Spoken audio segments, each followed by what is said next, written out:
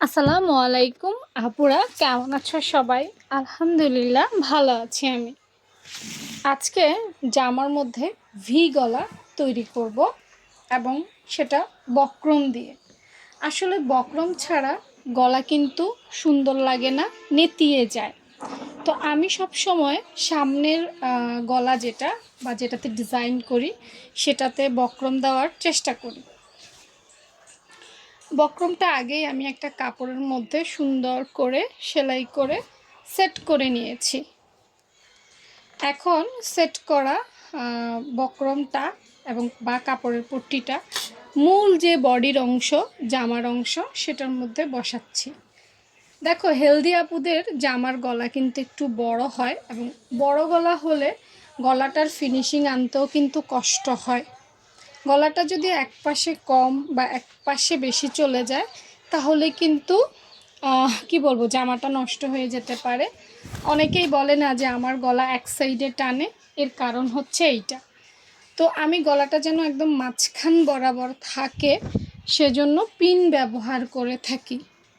কাপড় ভাঁজ দেওয়ার সময় আমরা মাঝখানে একটা ভাঁজ দিই না, ঠিক গলাটাও আমি মাঝখানে এভাবে ভাঁজ দিয়ে আটকে ধরে রাখি। তাহলে এই পাশে যতটুকু পরিমাণ ওই পাশেও ঠিক ততটুকু পরিমাণেই থাকে। এইটা আসলে আর চেঞ্জ হওয়ার সুযোগ থাকে না। এরপর আস্তে আস্তে বক্রমের চারপাশে, আচ্ছা, পেস্টিং সেলাই করার নিয়ম কিন্তু আলাদা, বক্রম সেলাইয়ের নিয়ম কিন্তু আলাদা। হ্যাঁ, অনেকেই বক্রমের সাথে পেস্টিংটাকে মিলিয়ে ফেলেন। না, মিলালে আসলে হবে না।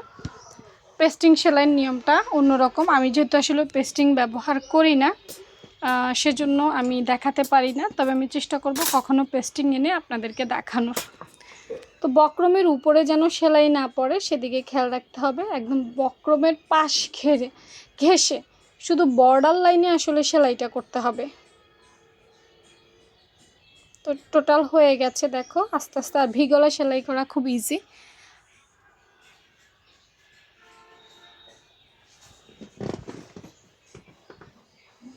এখন মাঝখান দিয়ে আধা ইঞ্চির মতো কাপড় রেখে আমি কেটে ফেলছি।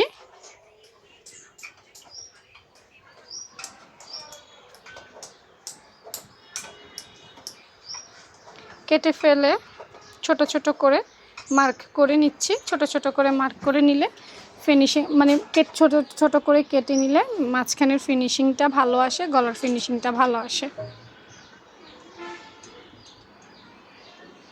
দেখো পুরো।